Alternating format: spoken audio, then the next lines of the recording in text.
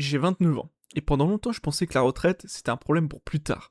60 ans, 65 ans ça paraît loin, quand on a 20 ans c'est presque abstrait. Mais 29 ans ce n'est pas 20 ans non plus.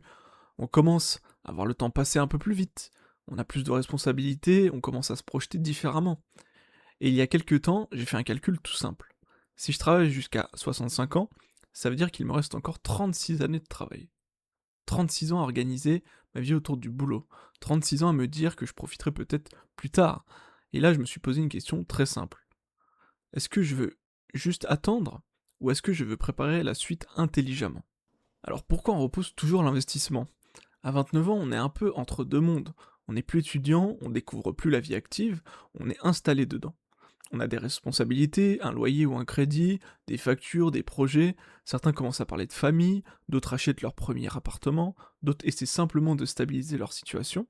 Et au milieu de tout ça, on travaille beaucoup. Les semaines passent, les mois encore plus vite, et sans vraiment s'en rendre compte, les années commencent à s'enchaîner. Et souvent on se dit une phrase qui est très simple, on verra plus tard pour investir. Plus tard quand on gagnera plus tard quand on sera plus à l'aise, plus tard quand ce sera le bon moment. Sauf que le problème, c'est que ce plus tard est toujours repoussé. Et à 29 ans, il faut avoir l'honnêteté de se dire, plus tard, c'est justement maintenant. La réalité qu'on préfère éviter. La France et plus largement en Europe, on vit plus longtemps qu'avant. À 65 ans, l'espérance de vie moyenne, c'est encore environ 20 ans supplémentaires.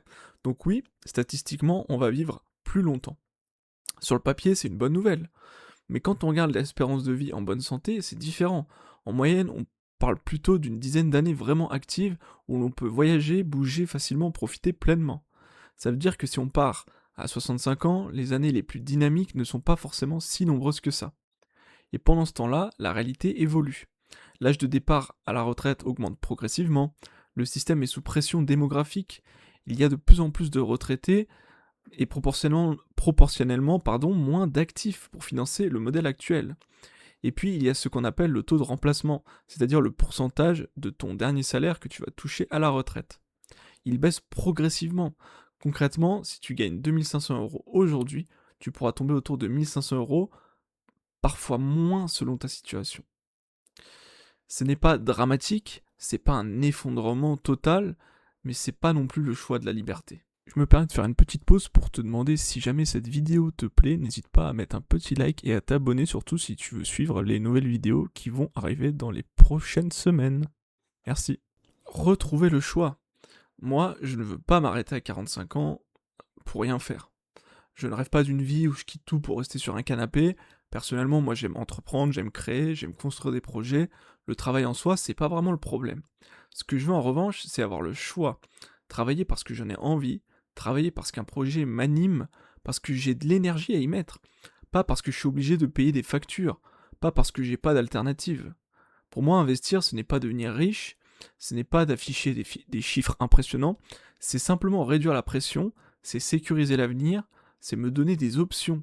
Au fond, investir, c'est simple, c'est pas vraiment accumuler de l'argent, c'est récupérer du temps avant tout. Un plan simple, pas parfait, mais efficace. Maintenant, la question logique, c'est on fait quoi concrètement? Parce que le but, ce n'est pas juste de prendre conscience du problème, le but, c'est d'agir de manière simple et réaliste. Je ne crois pas aux plans compliqués, je crois aux bases qui sont solides. Premièrement, ne compte pas uniquement sur la retraite publique. Personnellement, je vois la retraite publique comme un filet de sécurité. C'est rassurant de savoir qu'elle existe, mais je la considère pas du tout dans mon plan principal. Si elle est là, tant mieux, mais je ne veux pas que toute ma stratégie repose dessus. Deuxièmement, construire une capacité d'épargne. Avant même d'investir, il faut dégager une capacité d'épargne. Même 200, 300, 500 € par mois. C'est pas impressionnant au tout début, ça fait pas rêver, mais sur 20 ans ou 30 ans, c'est énorme. Ce n'est pas la somme qui change tout au départ, c'est la régularité. Troisièmement, investir sur le long terme. Personnellement, j'investis principalement via des ETF. Pourquoi? Parce que c'est simple, parce que c'est diversifié, parce que ça demande peu de temps. Un ETF te permet d'investir dans des centaines, voire des milliers d'entreprises en une seule fois. Je ne cherche pas à battre le marché, je ne cherche pas le coup parfait, je cherche à construire dans le temps, et je le dis souvent, une stratégie ennuyeuse sur 30 ans va battre bien souvent une stratégie excitante sur 3 ans. Quatrièmement, le temps est ton super pouvoir quand tu as 29 ans. À 29 ans, on a environ encore 30 ans avant d'atteindre les 60 ans, pardon. 30 ans d'intérêt composé, 30 ans de croissance progressive, 30 ans pour laisser le temps travailler pour toi. Ça, c'est un levier qui est gigantesque. Le problème, ce n'est pas de commencer petit, le problème, c'est pas de pas commencer du tout. À 29 ans, le plus grand avantage, c'est pas vraiment forcément le salaire, c'est le temps. Le vrai risque, il y a une erreur que je vois tout le temps. Beaucoup de gens pensent qu'il faut gagner énormément pour investir, qu'il faut déjà être à l'aise, qu'il faut attendre le bon salaire, le bon moment, la bonne situation.